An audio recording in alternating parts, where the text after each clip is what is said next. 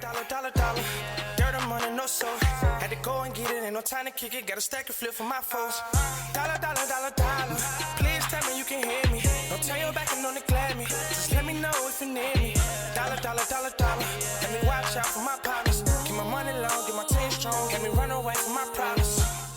Yup, what's good, original crew, man? We're back, baby. We're back with new Mr. Ballen. Too high to ride.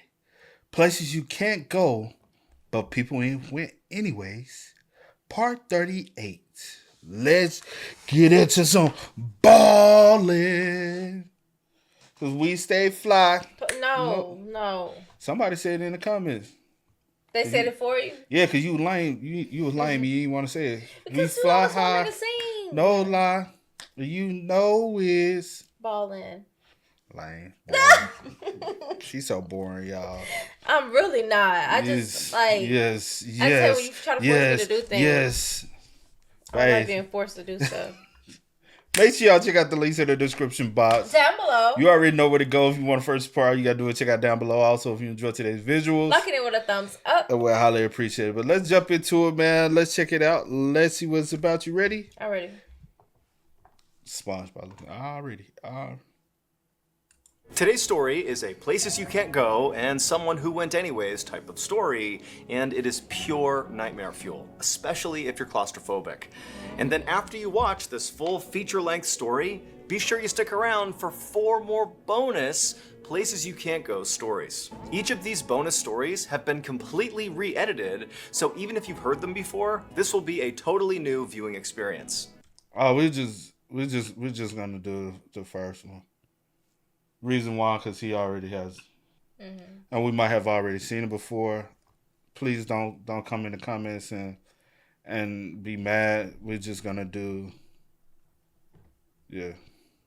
because then as we go back and watch the other ones, it'd be so, because I already know somebody gonna be in the comments. So just wanna, no, please stop. But before we get into those stories, if you're a fan of the strange, dark, and mysterious delivered in story format, then you've come to the right place because that's all we do and we upload once a week. So if that's of interest to you, the next time you take the like button camping with you, offer to set up their tent and then immediately pitch it directly on a fire. Also, please subscribe to our channel and turn on all notifications so you don't miss any of our weekly uploads. Okay, let's get into today's stories.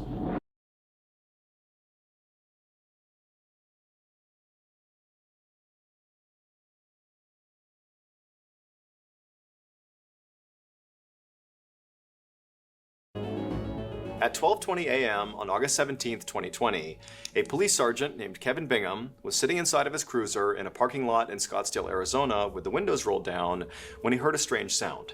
He couldn't place exactly what it was. At first, it sort of sounded like a woman screaming, but then it kind of morphed into more of like a screech, like a cat would make in a fight. But at the same time, this sound was sort of echoey, almost like it was in a cave or something. But Sergeant Bingham is looking around him, and there's a school and a baseball field, there's houses and apartment buildings. I mean, he's in a typical American neighborhood. There's no caves anywhere near him.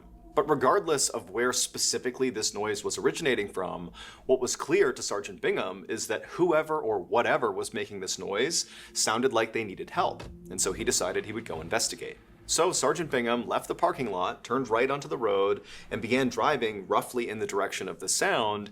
But again, remember, the sound is kind of echoey, it's very hard to place where it's coming from. But as he continued driving down this road, Sergeant Bingham realized the noise was getting louder, and so he must be getting closer. And so just ahead of Sergeant Bingham at the end of this road is this huge health club. There's a big fitness center, and then behind it, kind of attached to it, was an outdoor pool area, and then surrounding the pool area was a 12-foot tall brick fence. And so Sergeant Bingham thought, based on the proximity to this noise, maybe the sound, the screeching sound, is coming from somewhere in this health club. And so Sergeant Bingham drives up to the health club, parks his cruiser, he gets out, turns on his flashlight, and right away he hears more screeching, and immediately Sergeant Bingham can tell it's coming from inside of the enclosed pool area, behind that 12-foot tall wall.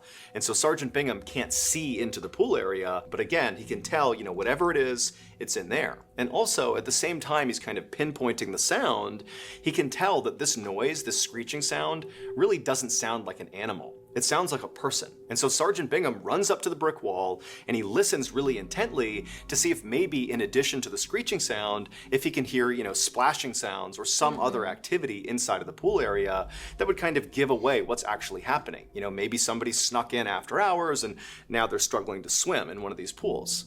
But as he strained to listen, all he heard over and over again was the screeching sound, but nothing else. There's no splashing, there's no other activity, it's just the screeching sound. And so as Sergeant Bingham was wondering how he was going to get into this pool area to see what was going on, he looked over and he saw there were 2 gym cleaners coming out of the fitness center.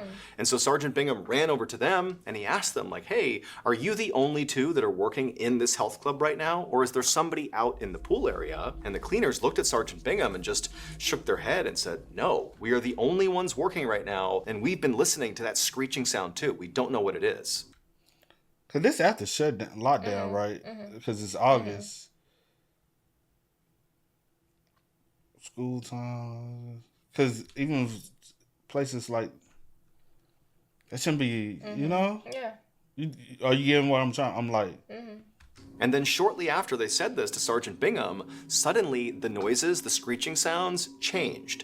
And it went from just being these guttural, high-pitched screeches to somebody yelling out a single word: help. And so the second Sergeant Bingham heard this, he grabbed his radio and called for backup. About 2 minutes later, another officer showed up, and right away the cleaners opened up the doors to the fitness center, and Bingham and the other officer ran inside. They cut through the huge gym to the very back, where there were doors that led out to the pool area. And this pool area is huge. It's actually the biggest part of this health club. And so they open up the doors, they go outside, and both officers are expecting to, see this person that's calling out for help. But instead, once they get outside, it's eerily silent, and there's absolutely no activity anywhere. Right in front of them are these 2 pools. There's this huge lap pool. No one's in it. The water is calm.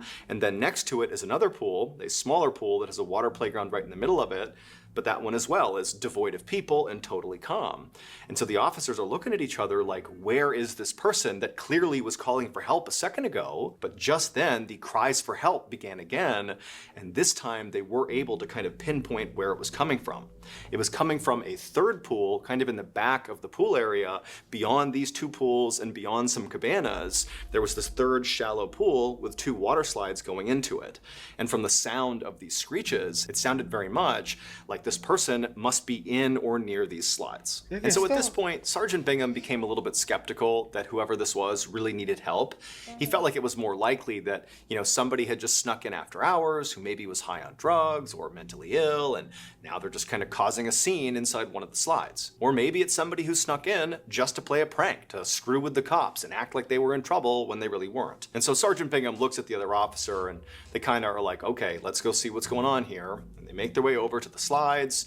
And when they got there, there's 2 slides. There's one slide, which is blue, and it's an open top. So if you were sliding down it, you'd be visible the entire time you're on the slide. And there's nobody on this slide. So whoever is making these sounds, they're not on or in the blue slide. But the other slide, the red slide, was a tube slide. And so if you were going down this slide, you'd be hidden inside the tube. And so both officers are thinking, okay, the person who's yelling out for help has got to be inside of this red slide. And so the 2 officers went to the base of the red slide and they looked up inside of it, but they couldn't see anyone. But it was a big enough slide that it was possible they were, just beyond their line of sight. And so Sergeant Bingham just yelled in like, hey, are you okay? And the person did respond to this, but they didn't respond with words. They just responded with more screeching. And so Sergeant Bingham tells the other officer, hey, stay right here at the foot of the slide. I'm going to go up and go down the slide. We'll meet in the middle. We'll find this person and we'll get them out of here. And so the other officer stays put and Sergeant Bingham goes to the stairs. He makes his way up to the top of the platform that led to both slides. He went to the top of the red slide and he looked down into it, but he couldn't see anybody. But again, the slide was long enough. It's possible that from both sides, looking up and looking down, your line of sight would not allow you to see the person right in the middle.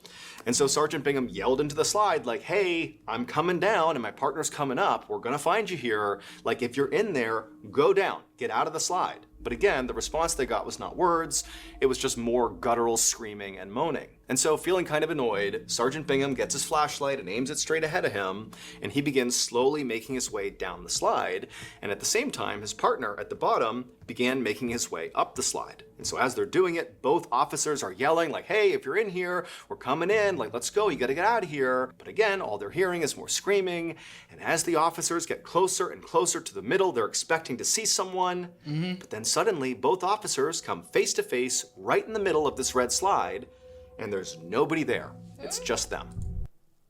What the fuck? Huh? And so at this point, both officers are totally freaked out. This did not make sense. They've been listening to this person screaming out for the last few minutes, and it sounded so much like they were in this slide. Like, how could they not be? And so Sergeant Bingham and the other officer get out of the slide, and they start screaming out for this person, like, hey, tell us where you are.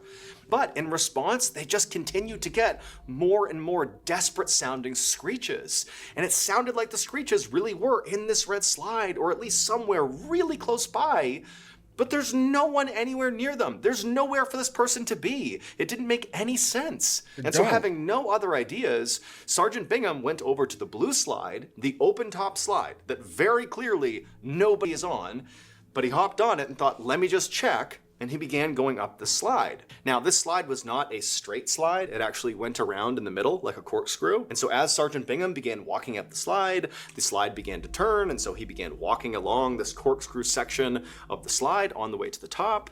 And about halfway up the corkscrew section, when he's basically halfway up the slide, Sergeant Bingham just stopped and just kind of scanned around, because now he's at a higher position, a better vantage point across this outdoor area, and he's looking all around him, despite still hearing these screams coming out of what feels like right where he is. He doesn't see anybody, but then, right as he's about to continue going up the slide, something catches his eye just below him.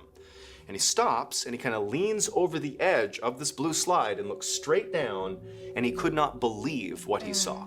It would turn out earlier that night, so right before 12:20 a.m., which is when Sergeant Bingham first heard that screeching sound, a 32-year-old man named Ryan Kelly, who was naked and high on meth, snuck into the pool area. He climbed over that wall, jumped inside, and eventually he found his way over to the stairs that led up to the platform that allowed you to go down the red and blue slides. And once he got up there, instead of, sliding down the slide, he began walking down that blue slide, the open top slide that has a corkscrew section in the middle. He began walking down it, and when he got about halfway down it, around the part where it began to corkscrew, he stopped, and at some point must have looked around him and noticed there was a support beam, basically running from the ground straight up, basically as high as the blue slide. Don't tell me he done got inside of that motherfucker. So those don't have like tops? I guess not. Oh my God. You know how how do you get somebody out of that?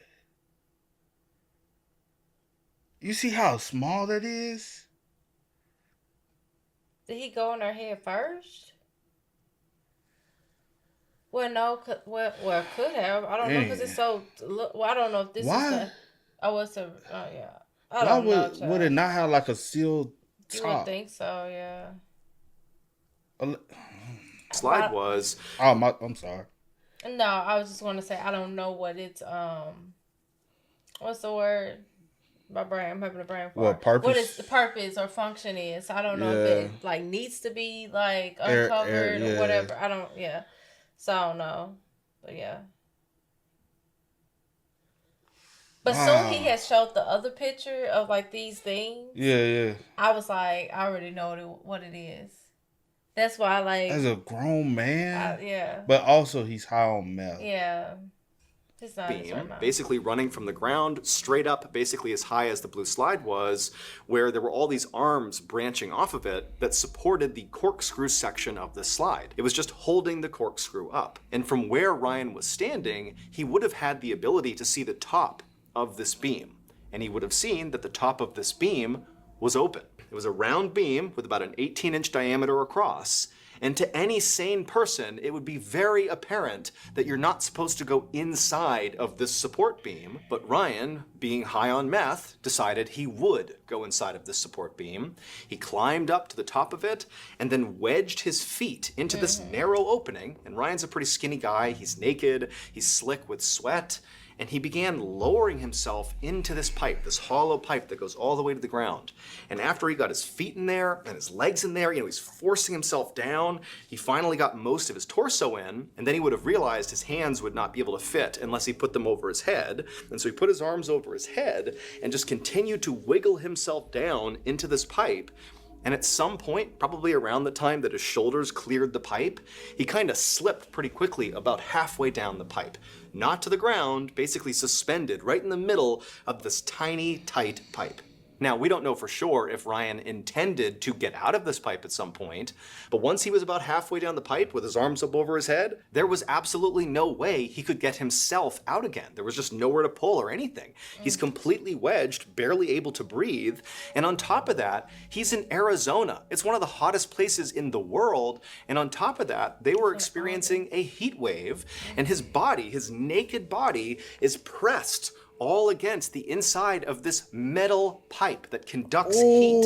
And so he's basically in this really tight space, cooking alive, and there's no way to get out. And so at some point, as Ryan is likely realizing that he is completely screwed here, and he's beginning to literally cook to death, he began trying to scream out for help, but he was likely in so much pain, and also, again, under the influence of meth, that he couldn't quite yell out words. He just let out those horrible screeching sounds, and those were the noises that Sergeant Bingham heard. But then when Sergeant Bingham and his partner got into the pool area, they were able to identify roughly where Ryan was stuck, but Ryan, again, couldn't make words. He's so messed up, he's in so much pain that he just continued to scream, and because he was in that pipe, it kind of created this weird echoey phenomenon where when he would scream out, his voice would come out of the pipe and almost kind of get thrown around the park.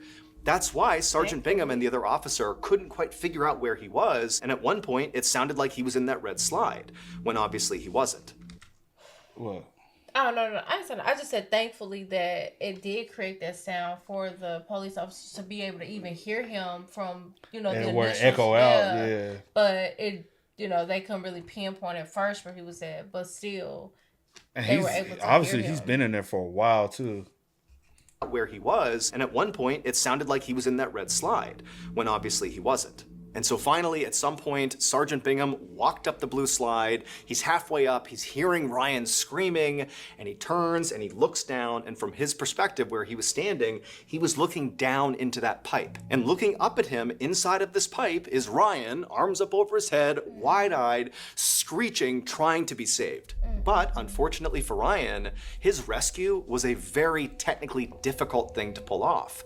He was too far down the pipe for anyone to reach him to pull him up, and when they threw a rope down to him inside of the pipe, Ryan was too weak to grab onto the rope. And so for hours and hours, rescue crews tried to get Ryan out. The whole time Ryan is panicking and screaming and cooking to death, basically.